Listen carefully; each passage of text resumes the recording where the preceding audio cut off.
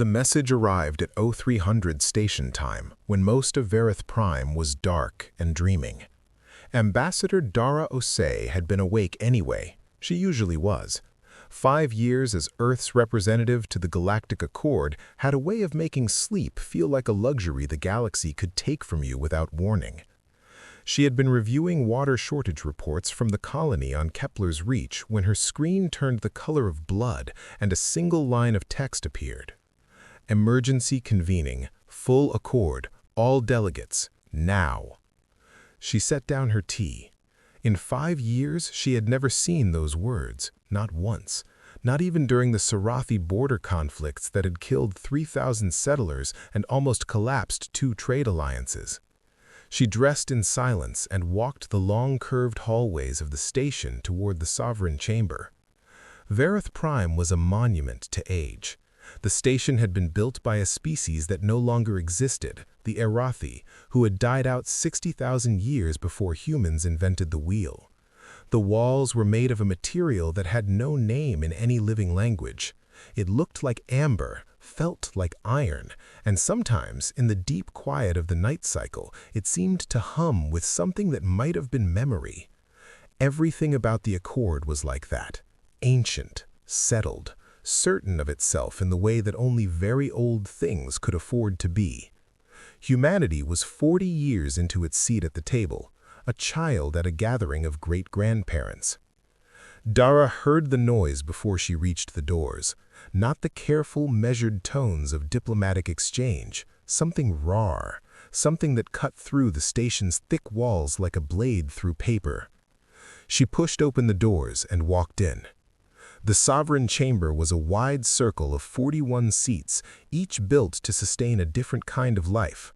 Some sat in pressurized liquid. Some were wrapped in tubes that pumped gases that would have killed a human in 30 seconds. One seat was simply a column of cold violet light, where the Nor delegate existed as something between energy and intention. Every seat was filled. Every delegate was awake. Every face, sensor, appendage, and sensory cluster in the room was pointed toward the center display, and every single one of them looked terrified. At the chamber's center stood Grand Arbiter Selene Voth, who led the Accord. She was Kelvari, tall and angular, with a body like carved driftwood and 4 eyes arranged in a diamond pattern across a face that had spent 240 years learning how to show nothing. She was showing something now. Her secondary eyes, usually half-lidded, were open fully. She activated the central display without preamble. A map of the outer spiral appeared in blue and silver. 3 star systems lit up red in quick succession, like wounds opening. The Drevany Home System, the Sular Collective's core worlds, and Heron's Belt, a chain of inhabited stations home to nearly 6 billion beings. The Vorkai supremacy, Voth said. Her voice was translated into every language simultaneously. The display shifted. Confirmed invasion.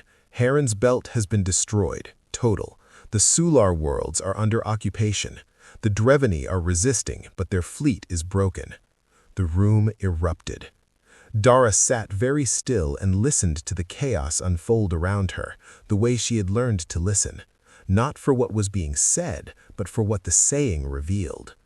Then the chamber went cold. Voth played a message. A face appeared in the hologram, wide, pale as ash, with eyes the color of burning copper and a jaw built like something meant for crushing. Supreme Commander Varric Osh of the Vorkai Supremacy. He sat in a chair made from the wreckage of ships that were not his. He spoke with the cadence of someone who had never once in his life been told no. "You will cede to the Supremacy 12 border systems," he said. "Among them, the human colonies of Covenant Station and the Reach of New Meridian. You will cede what remains of the Drevany homeworlds and the Sular population centers. You have 7 days. If the Accord refuses, we will not stop at the border. We will come to Verith Prime, and we will pull this station apart with our hands." The message ended. What followed was not debate. It was collapse dressed in formal language.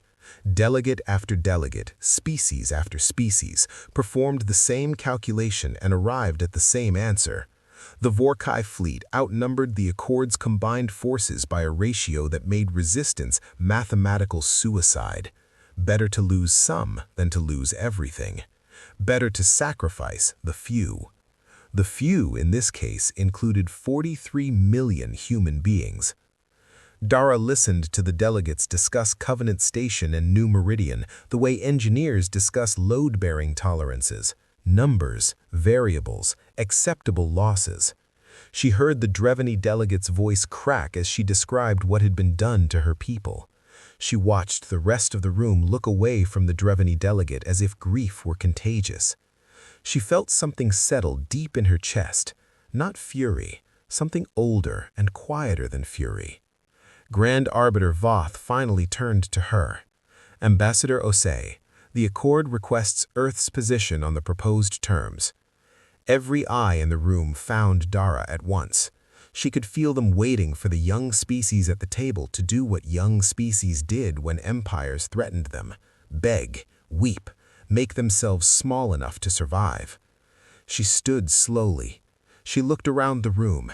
Every delegate, every species, every ancient civilization that had been navigating galactic politics before humanity had names for stars. She looked at Voth. She looked at the place where Varric Ash's face had burned in the air. Then she spoke. Earth requests 72 hours before it responds, she said. Her voice was calm, almost gentle. We will address the Accord at that time. She picked up her documents. She walked toward the doors. She did not look back. Behind her, the sovereign chamber was completely silent. No argument, no emotion, no desperation. Just a woman who asked for time and left as though she had simply remembered an appointment. Grand Arbiter Voth watched the doors close. In 240 years, she had developed a sense for the architecture of moments, for which ones would mean nothing and which ones would mean everything. She had been wrong very few times.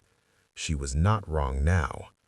The species that threatened were never the ones she watched most carefully. It was the ones who went quiet, the ones who simply asked for time and walked away as though they already knew how the story ended. Humanity had just gone very, very quiet. Dara's transmission reached Earth in 11 minutes. It was 4 words and an activation code. The 4 words were, "The hour has come." The code was Ironvale. In a mountain range in southern Iceland that did not appear on any civilian map, inside a facility that had never been listed in any government budget that the public was permitted to see, a light began to pulse. It was red, and it was slow, and it was the first time in 31 years of operation that it had ever activated. The people who worked in that facility had trained their entire careers for this moment, and spent their entire careers hoping it would never arrive. They looked at the light. They looked at each other. Then they began to move. Within 90 minutes, the president of the United Earth Governance was in a sealed room receiving a briefing that most of her predecessors had received and hoped they would never need to pass on. Within 3 hours, orders that had been written and rewritten and updated every year for 4 decades were finally, for the first time, opened and executed. Within 6 hours, the largest secret in human history woke up and began to breathe. Admiral Yusuf Tamboli was 61 years old and had been retired for 4 years when his DORCOM activated at 0440 local time. He was living in a small house on the coast of Tanzania, not because he had to, but because after 38 years of service in space, he had wanted to remember what it felt like to stand somewhere that went on forever in a direction that wasn't up. He had been watching the Indian Ocean in the dark, which he did most mornings when the alert sounded. He looked at the identifier code on his comm panel. He breathed out once through his nose. Then he answered. Admiral Tamboli, Ironvale is active. A transport is 11 minutes out. He was in his uniform and standing on his front step with a field bag in his hand when the shuttle came down through the pre-dawn sky. He hadn't asked a single question. There were none worth asking. When Iron Veil activated, the questions had already been answered 30 years ago. The shuttle took him to a transit point. The transit point took him to a relay. The relay took him to a ship. The ship took him somewhere that was not on any navigation chart in the Accord's database. Bastion Null sat in the Oort cloud, in the cold dark beyond the edge of the solar system, hidden inside an asteroid that looked from the outside like every other piece of frozen rock in a field of 10,000 frozen rocks. From the inside, it was something else entirely. Tamboli stood on the upper observation walkway and looked down through reinforced glass at a cavern 3 kilometers wide and filled with ships. Row after row of them, dark and silent, their hulls painted the non-reflective black of deep space. Destroyers, cruisers, carriers, battleships, and at the far end of the cavern, shapes so large that his mind kept trying to reframe them as geography, as mountains, as cliff faces, as features of the landscape, rather than accept that they were vessels. Dreadnoughts, 12 of them, each one wider than most stations. 4,200 ships in total, the vanguard of the Iron Shroud. Humanity's true fleet, built in complete secrecy over the course of 120 years. Impressive, isn't it? The voice beside him belonged to Dr. Amara Solis. She was 53, short, and had the focused stillness of someone who had learned long ago that the most important things were usually quiet. She was the lead architect of the Iron Shroud's weapons division, which meant she had spent 27 years designing things that she hoped, with everything in her, would never need to be used. She handed him a briefing tablet without preamble. He read it. All of it. The Vorkai invasion, the Accord's reaction, Dara's 72-hour window, and 60 years of classified intelligence gathered by Earth's deep cover network, a network that the Accord did not exist and the Vorkai had never detected. When he finished, he looked up. How long have we known they would do this? 22 years, Solis said. Their expansion follows a pattern. Every generation, they push the boundary. The Accord panics and surrenders territory. The Vorkai absorb it and wait. Then they push again. It has happened 9 times in the last 4 centuries. We modeled it. We knew which direction they would push next and approximately when. And no one ever broke the pattern? Until now. She led him deeper into the station. The corridors were electric with motion. Engineers running diagnostics, weapons technicians in full suits moving through sealed airlocks, pilots in dark flight gear sitting in quiet circles, checking equipment, not talking much. They had the faces of people who understood what they were walking toward and decided that understanding was enough. Solis stopped at a sealed door, placed her hand on the reader, and it opened onto a room bathed in cold blue light. At the center, on a raised platform, sat a device the size of a large storage crate, smooth as polished stone, without seam or marking. Tidal warhead, she said. Class 9.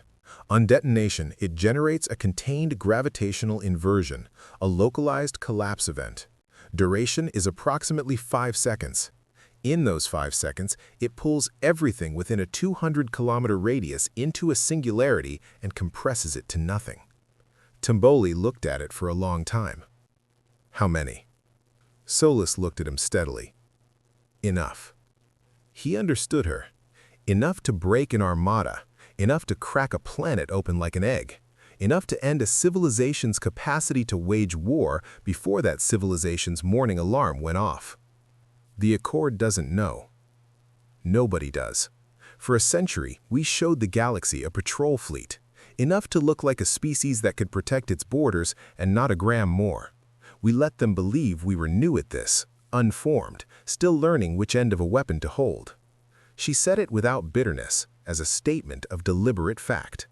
And while they believed that, we read every war this galaxy has fought in the last 12,000 years, Every tactic, every betrayal, every moment an empire overreached and collapsed under its own weight. We studied the Accord. We studied its failures. We studied every species that sat in a junior seat and trusted the older ones to protect them. Tomboli thought about a colony he had visited once, a small world called Covenant Station, full of people who grew food and raised children under a sky they had chosen. He thought about them not knowing that this conversation was happening. "We decided we would not be what the Makaran were," Solus said quietly. "We decided we would not be what the Dravani are right now." He nodded once. He walked to the command center and stood before 200 officers who stood and turned toward him in silence. "Operation Iron Veil is active," he said. "All ships will be combat ready in 30 hours. We are not sailing to our border. We are not sailing to their front lines. We are going to knock on the front door of the Vorkai homeworld and tell them, very clearly, to go home." He paused. "If they decline, we will ensure they never leave home again." The room was silent for one long breath. Then every officer saluted in unison. On the observation walkway, Amara Solus pressed one hand against the glass and watched the first engines ignite in the dark cavern below. Blue fire blooming in the black, one after another down the long rows, like someone walking through a dark house and turning on every light. She had built these weapons because she believed that the species willing to build them would be the species that never had to use them. That was the theory. That was the logic that had justified 27 years of her life and the work of thousands of others. The ships were moving now. The warheads were armed. And somewhere on the other side of the galaxy, an empire of conquerors was preparing to learn something about humanity that no intelligence file had ever captured. That humanity didn't bluff. When Dara Osei walked back into the Sovereign Chamber at the end of 72 hours, the room was different. In the days since the emergency session, the Vorkai had continued their advance through the 3 occupied systems with methodical brutality. Reports had arrived in fragments, cities reduced to rubble, populations transferred to labor processing centers, Dravani cultural archives physically destroyed, not damaged, but erased with the focused attention of an empire that understood that memory was a form of resistance. The Dravani delegate had not spoken since the first session. She sat in her seat like someone who had been hollowed out and had not yet decided what to put in the empty space. The Sular delegate had not come back at all. Grand Arbiter Voth opened the session. Her 4 eyes were steady, her voice was controlled, but her secondary hands, the smaller pair below the primary, were pressed flat against the surface of her podium, a Kelvari indicator of held emotion that she probably forgot she was showing. "Ambassador Osei," she said, 72 hours have passed. The Accord now receives Earth's response to the terms of the Vorkai supremacy." She looked at Dara. The room looked at Dara. Every sensor, every receptor, every biological or synthetic perceptual system in 41 species looked at the human woman in the smallest seat. Dara stood. She was wearing a plain dark jacket, no insignia, no decorations. She carried one data chip in her right hand. She walked to the center of the chamber, her footsteps marking time in the silence, and she placed the chip in the central console. For a moment, nothing appeared. Then the display began to fill.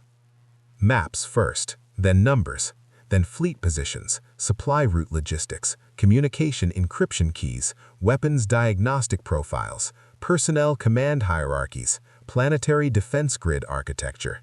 Layer after layer, unfolding in the air of the Sovereign Chamber, like someone pulling back curtain after curtain from something that had been hidden for a long time. It was the Vorkai supremacy. Not a summary, not an intelligence estimate. All of it. Every military secret, every base location, every fleet assignment, every weakness mapped with the precision of someone who had been watching for decades without being watched in return. The chamber stopped breathing. In the holographic link at the side of the display, Varric Osh's face changed. The copper-fire confidence in his eyes contracted into something smaller and harder and much more afraid. He leaned forward in his chair of broken ships. "What is this?" he said. Dara did not look at him. She let the data fill the air between them and speak for itself. The Torvan delegate, who ran the largest private intelligence network in the Accord, bent toward his aide and said something that the translation systems rendered as, "We do not have a tenth of this. We do not have 100th of this." Grand Arbiter Voth's voice was careful and slow when she finally spoke. "Ambassador Osei, how did Earth come to possess this intelligence?"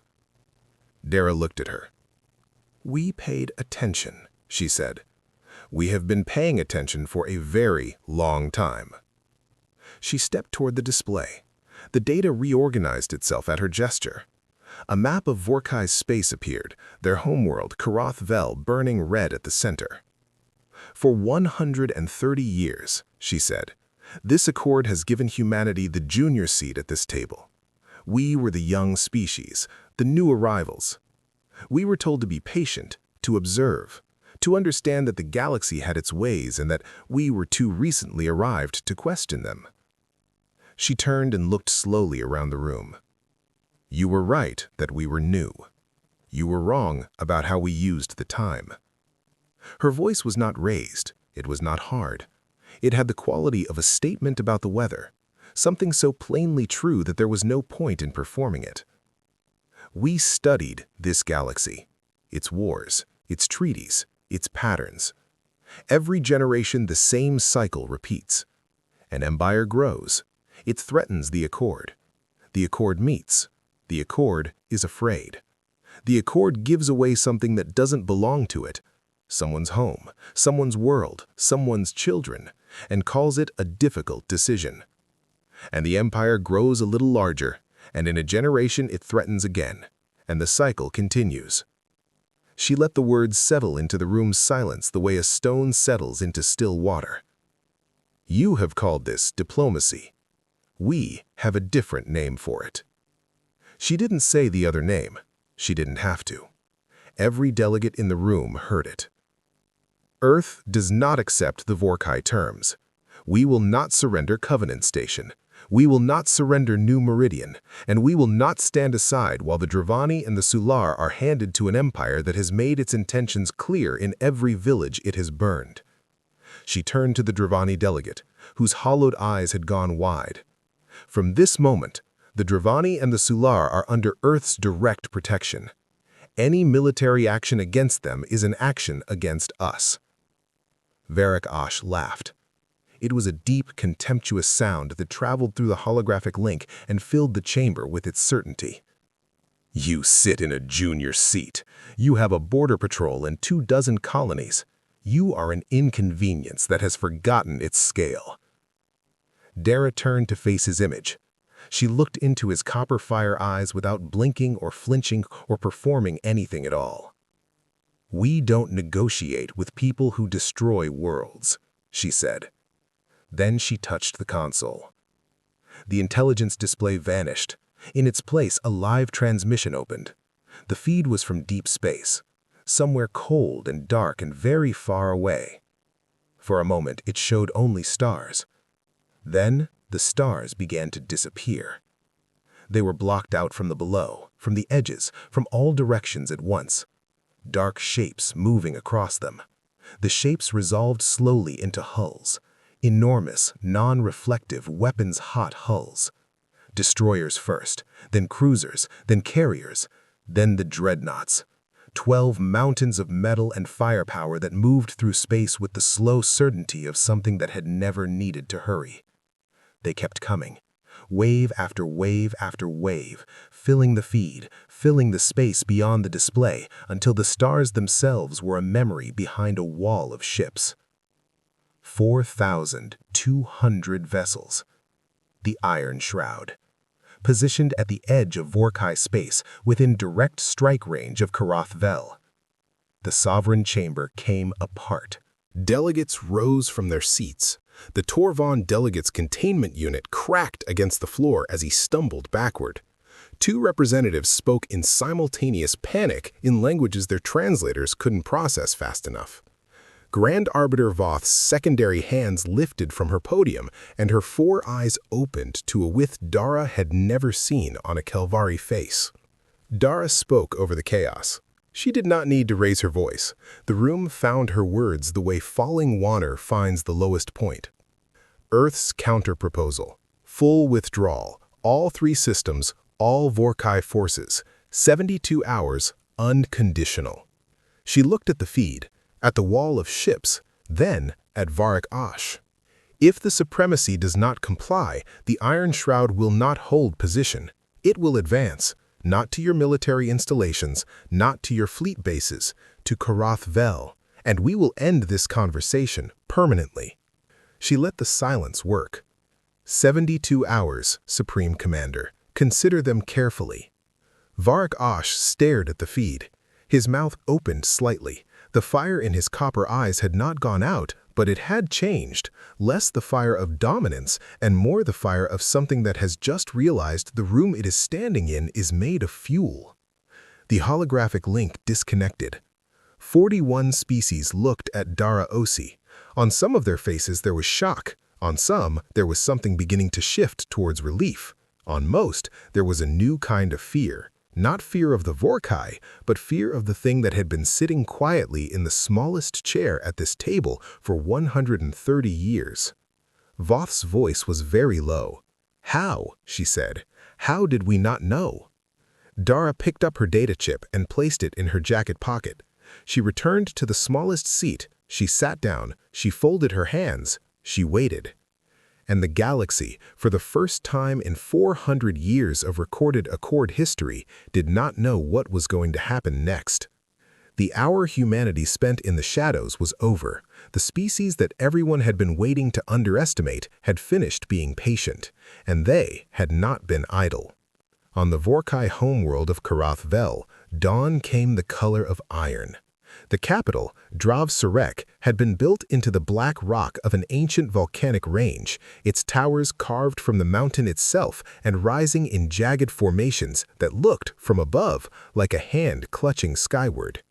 The supremacy had ruled from this mountain for 1,100 years. They had dispatched fleets from its shadow to 42 conquered worlds. They had never once, in all that time, received the kind of news that was waiting for Supreme Commander Varric Osh when the Sovereign Chamber transmission ended.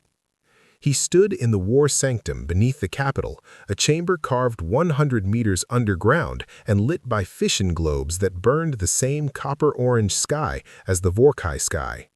Around a circular black table sat 11 members of the High Compact, the generals, fleet commanders, and intelligence directors who had planned the current campaign over the course of 6 years and executed it until approximately 3 hours ago, flawlessly.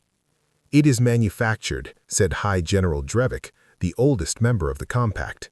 He had 2 prosthetic limbs from a campaign 4 decades past and a voice built from a lifetime of certainty.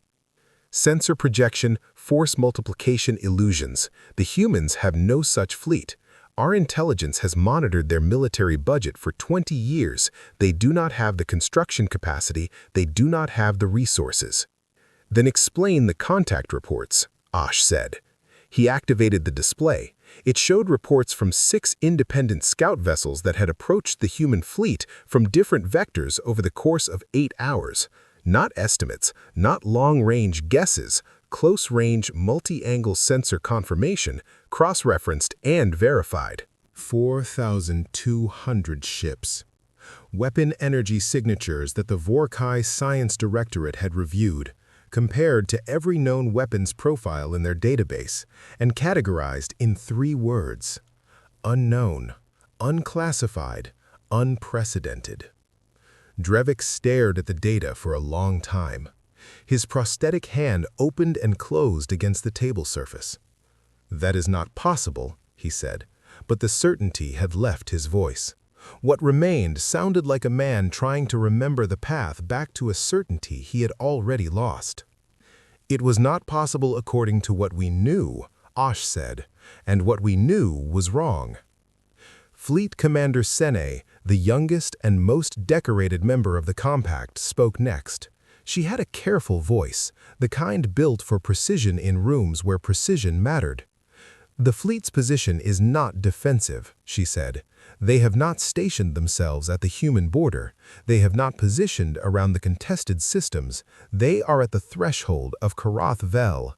That is a strategic message, and it has only one meaning. They would not dare strike the home world, Drevik said. They moved 4,000 ships across the Accord without detection, Sene replied evenly. They collected military intelligence on us that our own intelligence directorate cannot match. They did this while appearing to be a species with a patrol fleet and agricultural colonies. She paused. That is not a civilization that lacks the capacity to dare. Osh pulled up one more file. There is this, he said. 14 hours earlier, 3 Vorkai cruisers, heavy assault vessels, each capable of sustained planetary bombardment, had encountered a small patrol group of human ships near the contested zone's edge. The cruiser captains, operating under standing engagement protocols, had opened fire without warning. The engagement had lasted 9 seconds. The recording was clear. The human ships had moved at speeds and with precision that should have been impossible for their hull classifications. They had not evaded the cruiser weapons fire. The cruiser weapons fire had simply not been where the human ships were when it arrived. And when the humans returned fire, 3 cruisers became 3 expanding clouds of debris and residual energy with no identifiable wreckage. The sensors had recorded at the moment of each destruction a brief gravitational distortion, a signature that the Science Directorate had reviewed for 4 hours and concluded only, "This is not a weapon we have seen before." The war sanctum was silent except for the deep hum of the fission globes. Drevik did not speak again. In the space between stars, aboard the flagship UES Constantia, Admiral Yusuf Tamboli stood before the forward viewport and watched the dark. The Constantia was the lead dreadnought of the Iron Shroud, 3.5 kilometers of warship, carrying weapons that had never been fired in combat, crewed by people who trained for this moment and hoped their training would go to waste. Tamboli had not slept in 40 hours. He did not particularly feel it. He felt the way he had learned to feel in the hours before potential action, sharpened, weighted, acutely aware of everything the moment contained. His executive officer, Commander Priya Nikosi, brought him the latest status report without ceremony. All vessels holding formation, 61 hours remaining on deadline. Vorkai main fleet remains stationary around the 3 occupied systems. No advance, no withdrawal. There in the decision room, Tamboli said. Yes, sir. He dismissed her and walked to his private quarters, a room behind the bridge with a desk, a chair, and almost nothing else. On the desk was a photograph in a plain frame. A young man in a flight suit, squinting against a sun that was the wrong color for Earth, laughing at something beyond the frame's edge. Lieutenant Kofi Tamboli, 26 years old, killed during a Vorkai advance 7 years ago that the Accord had classified as a border irregularity in a low-priority sector. The official notation had described his death as a tolerable outcome. Yusuf Tamboli had never found the word tolerable useful. His console pulsed. Incoming from Bastion Null. Solas's face appeared on screen, tired in the way that had become her resting expression over the past 72 hours, but steady. All tidal warheads are armed and synchronized with fleet targeting, she said. Ready for deployment on your authorization. 4 minutes from order to engagement. Understood. A pause. She removed the glasses she didn't need and rubbed her eyes. Yusuf. The formality dropped away. They had known each other since the academy. If they don't withdraw, if we have to use them, how are you holding that? He looked at his son's photograph. He thought about 6 billion people in Heron's Belt who no longer existed. He thought about the Dravani delegates' hollow eyes. He thought about every species in the Accord that had watched the cycle repeat and chosen the comfort of the bargain over the cost of resistance. I'm holding it the same way I've held everything that was necessary and wrong at the same time, he said. If I give that order, it will be because they gave every other option away first, and because if we stand down now, whatever species sits in the junior chair after us inherits this exact moment, except next time there's no fleet waiting in the dark." Solis was quiet for a moment. "The number, if you need it, is 9 billion, she said softly. Careth Vel. 9 billion. The number sat between them like a thing with mass. "I know," he said. "That's why I'm not giving the order yet." The call ended. Tamboli sat alone in the quiet room. Outside his viewport, 4,200 ships held formation in the deep dark, armed and ready and absolutely still. The clock moved through its hours. The deadline approached with the indifference that time always brought to human decisions. And in the Iron Mountains of Careth Vel, the most feared military empire in the known galaxy was doing something its history had not prepared it for. It was waiting to see if it had run out of options. 6 hours before the deadline expired, Dara Osei's personal console activated on a frequency that should not have existed. She was standing at her quarters viewport, watching the dark between stars the way she had taken to doing in the hours since the session. Not looking for anything, just watching, the way you watch a river when you need to be reminded that some things keep moving regardless. The signal was not routed through the Accord's communications division. It had not come through any channel that the Accord monitored. It had come directly to a receiver frequency known only to Earth's communications division. The Vorkai had learned how to reach her personally. That alone told her more than most intelligence reports could have. They had been studying her specifically for long enough to find a detail that no public record contained. They were not careless people. She opened the transmission. Varric Osh looked different on screen than he had in the Sovereign Chamber. The architecture of dominance that he wore as a second face had been set aside. His copper eyes were quiet.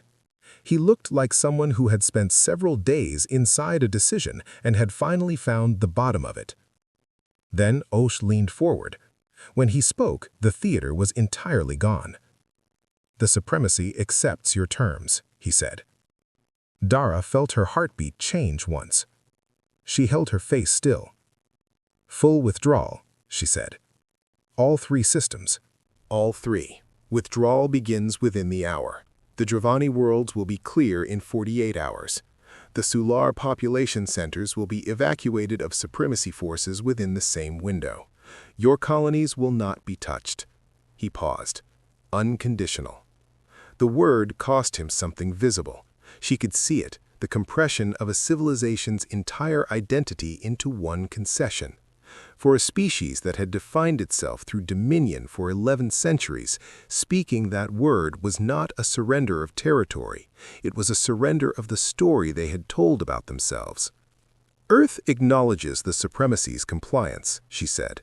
"The Iron Shroud will hold position through confirmed withdrawal. Any deviation voids this agreement, and the fleet's orders change." "Understood." Another silence. Then Osh asked her something she had not expected. "Why?" he said it, simply. "You had every advantage. Your fleet was positioned. The Accord watched. You could have demanded territory. You could have demanded reparations. You could have ended the supremacy entirely, and no voice in that chamber would have been raised against it. Why did you stop at withdrawal?" Dara looked at him for a long moment. "Because ending you would have made us into something we don't want to be," she said. "We've been watching this galaxy long enough to know what happens to species that learn to enjoy using the biggest weapon. We built the Iron Shroud because we needed the galaxy to know we could. We're keeping it in formation because we need you to know we will, but we don't want to. And the difference between those 2 things is the only thing that matters." Osh was quiet. "You will be feared now," he said. "The Accord will never look at you the same way." "No," she agreed, "but they'll look at the Dravani differently too, and the Sular, and every species that sits in the small chair from now on." She paused. That was the point. The transmission ended. Dara stood alone and let the quiet settle around her. Then she sent one message to Tamboli. Withdrawal confirmed. Hold formation. Stand down to readiness level 2. The reply came back in under a minute. Confirmed. Standing down. Tell me they're going home. They're going home, she wrote. On the bridge of the Constantia, Tamboli read the message and did not celebrate. He stood at his viewport and watched the stars and breathed. And after a while, Commander Nkosi came and stood beside him and also watched the stars and did not say anything, which was exactly the right thing to do. In the Sovereign Chamber, Grand Arbiter Voth convened an emergency session to receive confirmation of the Vorkai withdrawal. Every seat was filled. The Dravani delegate was there. She still looked hollowed, but something new had begun to move in her eyes. Not hope yet, exactly, but the thing that comes before hope, the moment when the body begins to believe that the worst is over. Voth read the confirmed withdrawal report into the record. Then she looked at Dara. Ambassador Osei, she said, the Accord acknowledges what Earth has done. The Accord acknowledges that it did not have the courage to do it itself. And the Accord acknowledges, her voice was careful and deliberate, that it has misjudged humanity in a manner that will require significant correction. Dara nodded once. We don't need credit, she said. We need the pattern to change. The junior seats need weight. The small species need assurances that mean something. The cycle needs to end. She looked around the chamber. Earth will work within this accord to change how it operates, not outside it, not over it, within it. That's our offer. The room was quiet for a long time. Then the Dravani delegate, who had not spoken since the first emergency session, who had watched her world occupied and her people processed and her archives erased, stood up from her seat. Her voice was rough and small and absolutely certain. We would like to be seated next to Earth, she said. No one objected. No vote was taken. No procedure was observed. The Dravani delegate simply moved her seat, and for the first time in the history of the Sovereign Chamber, the arrangement of the circle changed. On Bastion Null, Amara Solis stood alone in the weapons laboratory, in the cold blue light, looking at the tidal warhead that had not been used. Around her, the facility was beginning its slow return to maintenance status, crews standing down, systems cooling, the enormous held breath of an institution releasing itself back into the shape of waiting. She had spent 27 years in this room or rooms like it. She had given more of herself to these weapons than she had to almost anything else in her life, because she believed in the logic that said a weapon strong enough to end a war was a weapon that prevented one. The logic had held. Today, it had held. She placed her hand flat against the casing of the warhead, which was cold and perfectly smooth and had not moved from its platform. Not today, she said quietly. Outside, in the dark of the Oort cloud, the Iron Shroud was beginning its long-ordered return to standby. 4,200 ships that the galaxy had not known existed yesterday were returning to the dark where they had waited for a century. Not hiding anymore, not needing to, but standing down from readiness, their engines cooling from blue to black. They had crossed half the galaxy. They had positioned against an empire. They had made the kind of argument that could not be answered with more words. And they were going home without firing a single shot. In the Sovereign Chamber, Dara Osei sat in the seat that was no longer quite the smallest in the room, not because it had grown, but because the space around it had shifted. And she thought about all the people who had built toward this moment across 4 generations of deliberate, unannounced, patient preparation. The engineers and the analysts, the admirals and the scientists, the diplomats who had smiled politely for decades while taking very precise notes, the ones who had believed through all of it that the galaxy could be changed without burning it down. She thought about the Macaron, billions of people on a world of golden forests who had died because no one had been ready when readiness mattered. She thought about them not as a wound, but as a reason. The reason the work had been done. The reason the ships had been built. The reason a scientist in Iceland had spent her career building weapons she prayed would collect dust. The Macaron were gone. That could not be undone. But the Drevenai were coming home. The Sular were coming home. 43 million people on Covenant Station and New Meridian would go to sleep tonight without knowing how close the edge had been. That could not be undone either. The galaxy would not forget what it had learned today. The Accord would not return entirely to what it had been.